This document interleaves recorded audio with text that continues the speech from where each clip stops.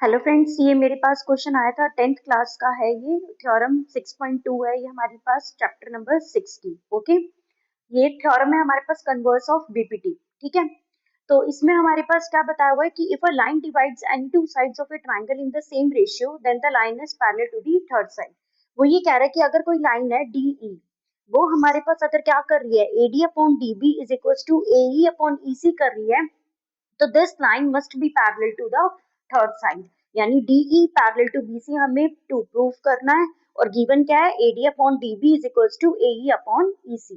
हमने इसमें कंस्ट्रक्शन किया, हमने खुद एज्यूम किया है, हमने खुद ड्रॉ कर लिया कि DE डैश जो है वो हमारे पास पैरेलल है BC के। ठीक है, तो इसका प्रूफ लेके चल रहे हैं। पहले हम ये मानेंगे कि जो DE है वो पैरेलल हो ही नहीं सकती BC के, भाई पैरेलल नहीं है वो BC के। ठीक है, अब हमने क्या किया है, as DE dash is parallel to BC by construction, so therefore AD upon DB is equals to AE dash upon E dash C।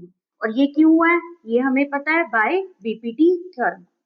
BPT theorem हमें क्या कहती है, if a line is parallel to the another third side that is DE, अगर हमारे पास DE dash अगर हमारे पास parallel है BC के, तो वो अदर टू साइड्स को बराबर रेशियो में बराबर प्रोपोर्शन में डिवाइड करती है। AD upon DB is equals to AE dash upon E dash C होगा। तो हमने बीपीटी को अप्लाई करते हुए इसे यहाँ पे प्रूव कर दिया और इसे मैंने पार्ट दे दिया कि दिस इज इक्वेशन 1। ठीक है, अब हमें पता है now AD upon DB is equals to AE by में EC, ये हमें गिवन है और ये होगी हमारे पास इक्वेशन 2। तो फ्रॉम इक्वेशन 1 एंड 2 हमारे पास क्या हो जाएगा, AE बाय में EC is equals to AE dash by में E डैश C। ठीक है, अब मैंने इसमें क्या कर दिया, ये होगी इक्वेशन 3। तो अब मैंने क्या किया, मैंने ऐड कर दिया 1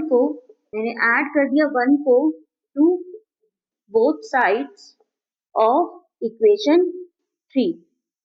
तो मेरे पास जो इक्वेशन 3 थी उसके दोनों साइड मैंने 1 को ऐड कर दिया, यानी EE बाय में EC plus 1 is equals to AE dash by में E डैश C प्लस 1। तो यहाँ से एलसीएम ले लिया EC, तो ये क्या बन गया, AE प्लस EC। ये क्या बन जाएगा, AE dash plus E dash C by में E डैश C। तो ये क्या बन जाएगा हमारे पास, AC बाय में EC। इधर भी क्या बन गया, AC plus E dash C। देखो बन रहा है ना, AE dash plus E dash C क्या बन रही है, AC। ऐसे ही AE प्लस EC क्या बन रही है, AC। तो दोनों साइड से AC कट कर दिया, तो हमारे पास क्या रह गया, 1 by EC is equal to 1 by E dash C। तो ये किसके इक्वल हो जाएगा, यानी EC is equal to E dash C हो गया।